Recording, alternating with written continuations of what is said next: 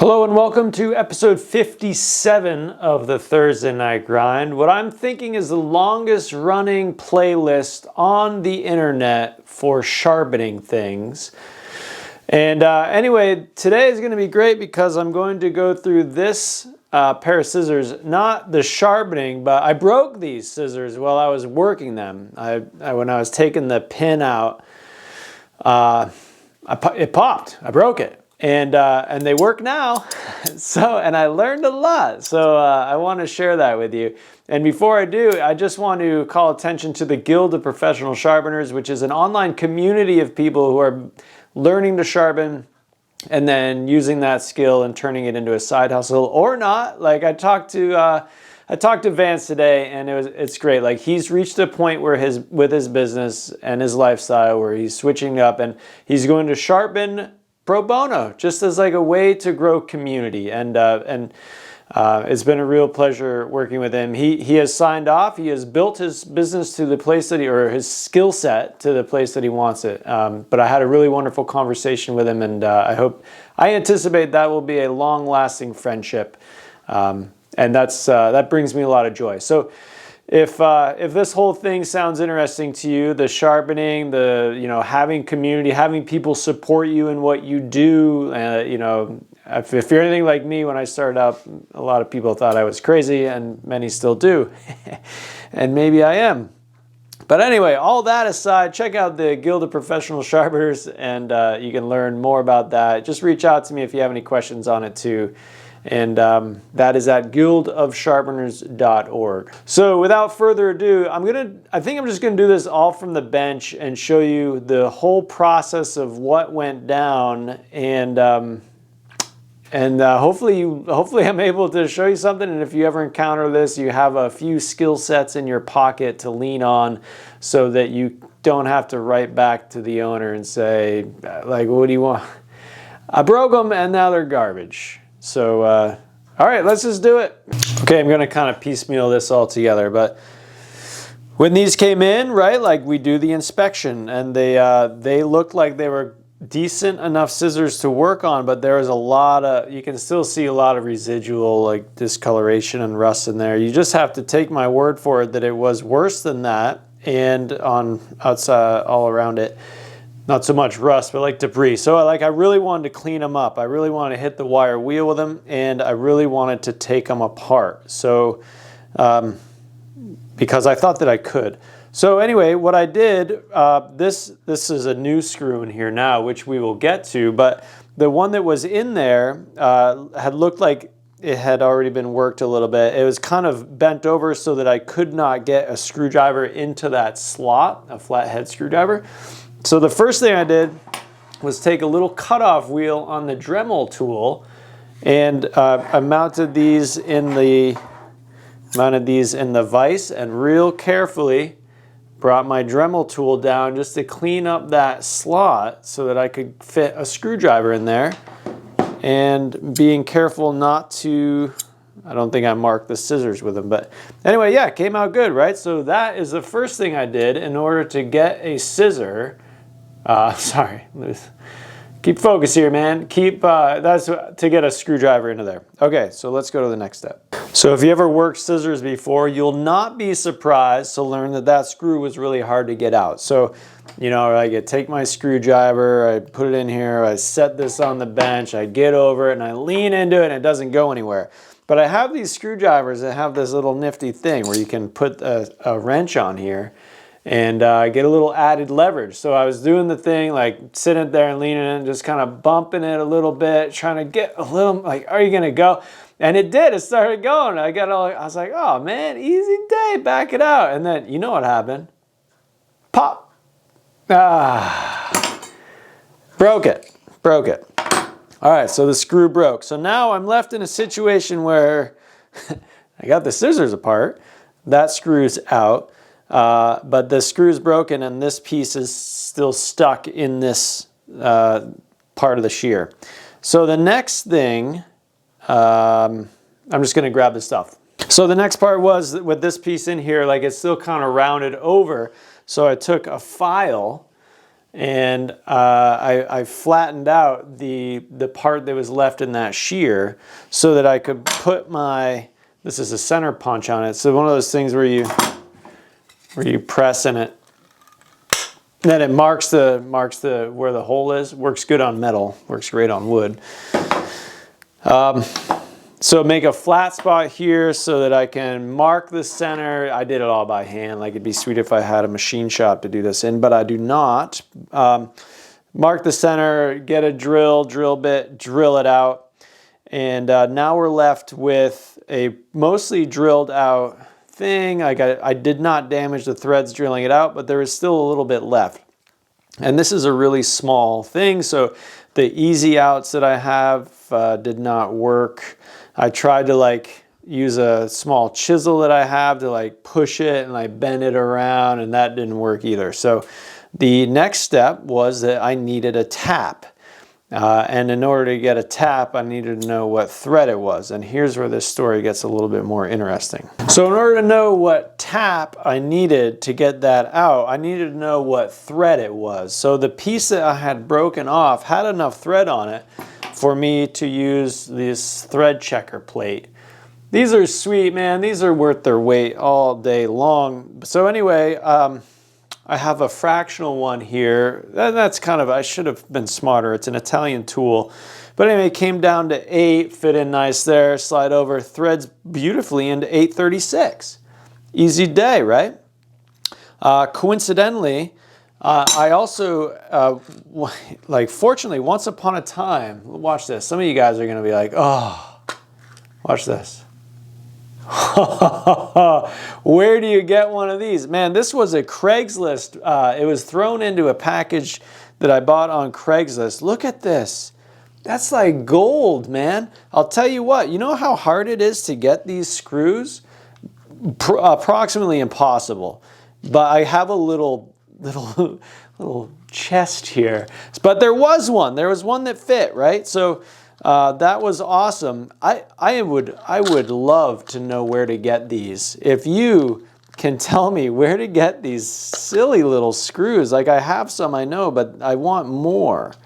And what's tough about these, like they're just different. You can't, like McMaster and like the hardware stores, they don't have, like they'll have the thread, but not like that head with that the different, you know, like they have pan head and like other ones like socket screws, socket head cap screws, but they're not right. They're not the right ones. So I don't know where to get these. Please tell me where to find more of these.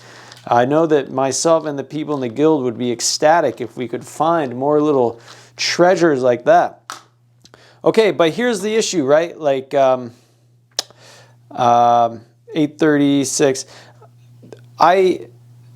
The bottom line is that it's not right. Like I was also, while I was working on this, I had to go to this place called Fastener Warehouse, which is a brick and mortar place near me, which is awesome. And I brought these because I was going, and I brought it in. I was like, yo, dude, look what it is. Like, can you find these? Can you get me these? I love them. And he's like 836?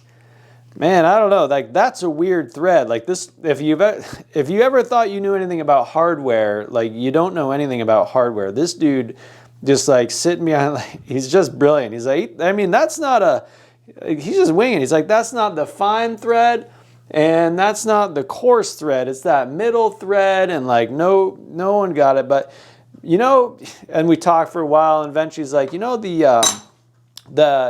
M4 and the 836 are pretty much identical in thread size.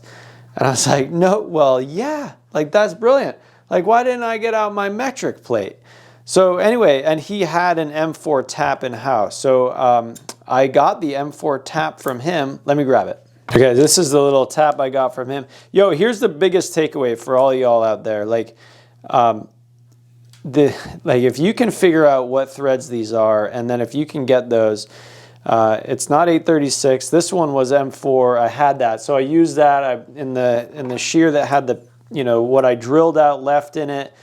Put it in the vise again, and I guide this in. I clean those threads out, and now we're back in action. And because I had this little treasure chest with a fastener that fit perfectly, easy day. We're all done. I just like, there was such an evolution there that, to be able to return these in working order, it's amazing. And there's still a lot of things unknown. But anyway, I just, oh, and then the sharps, right. So then like, okay, good. Now we're in action.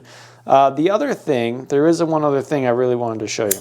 Hold on. Because the inside of these were so kind of worn and rusty and everything, I really wanted to check them out, and like they work still kind of rough. Oh, I sharpened them on the twice as sharp, right? Like there's other videos I've done of sharpening scissors on the twice as sharp, so I don't need to go into it.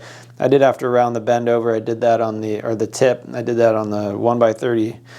But anyway, they felt kind of rough, and like I wasn't too sure about the inside face. So I got out my bench stone and I worked the ride line, which I don't normally do with scissors like this, like I would with hair shears. But I worked the ride line with, which is this line all around here. So these are hollowed out, right? These are hollowed out so that really it should only touch around the perimeter here, or really just like right on the edge. Anyway.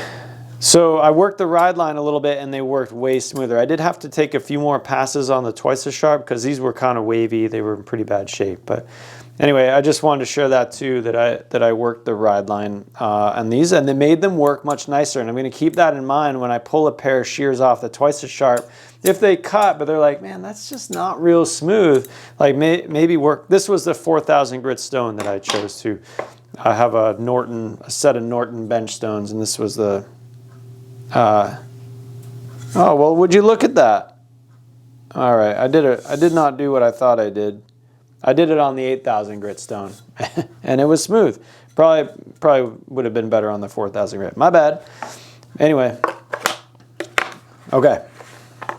Let me try to capture some takeaways off the top of my head here. First off is like check the metric threads too, and it's probably metric, but also, like having a bunch of tools in-house makes things easier, or at least knowing where to get them. Like I didn't have that M4 or the 836 tab, but I knew a shop that I could go to, and so that helps. That makes it nice. It's nicer to be able to recover from our mistakes, right? So those are a couple of things.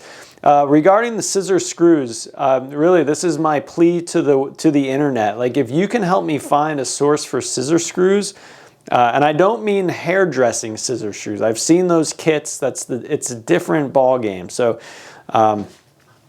or it's not. If they're in there, like let me know too. I want to have more of these on hand, and because I'd like to. Get more of them out. I'd like to be able to do this because what happens, a lot of scissors, this screw gets so stubborn and then the shears are sloppy, they're wicked sloppy, and then you can't turn the screw because it's seized up tight. The other thing I didn't mention, what I think people like back in time, they'd put the screw in and then they'd peen over the end of it, and that's what makes it so you can't get them out. It's either that or it's a tapered thread. Like they don't run that thread all the way through, they taper it, and then so the further you go in, the tighter it gets. And what happens over time, I think, is that people drive that screw in to eat up the slop, and then like the metal between tightening it up a lot and then metal bonding to itself over time, you can't get them out. So I feel like this would be a nice service to offer, especially for older, higher end scissors. Like get that thing out of there and replace it with a new one, and maybe even consider a washer. I also bought some number 8 washers. I tried one in here and it didn't feel as good as not having a washer, so I put some of that Wolf wax lubricant in there, and I did not put a washer in there. Okay, another takeaway is to not be shy and work in the ride line on industrial scissors. And I welcome those of you who do more scissors than I do. I welcome you to weigh in the comments below how you feel about that. In this case, it worked well, but it's possible that that's not good practice in every case. So I'll keep working, and if I learn otherwise, I'll certainly share all that information with the Guild. And also, I just want to mention too, like when that thing broke, I took a picture of it because I wanted to share it with all the people in the Guild, all the members. Be like, yo, this broke, and And then it kind of turned into a story of its own. So like I want to make a video of it, but this is the sort of stuff that I contribute to the guild, and like I hope that I think everybody else, as they work through their own like struggles and stuff that comes across the bench, they share what they learn, and that's what makes the community so powerful. So just keep that in mind. Again, like even if you're just trying to learn, can you imagine being surrounded by people who want to help you learn and everything? It's awesome. That might be my last little batch of takeaways there. I hope you gain some value from that and some things to think about as you work scissors in the future. And you know, as to those of you running businesses, as you generate revenue in your business, consider investing in some of these tools up front, so that you're not left without them when you really wish you had them, and then you're just kind of waiting, you're playing the waiting game with finding them, ordering them, shipping them, and getting them here. Your customer wants their stuff back and all that. So routine investments in the business is a good idea. Okay, enough rambling. Thank you again for being here for this Thursday Night Grind, and I look forward to seeing you next week.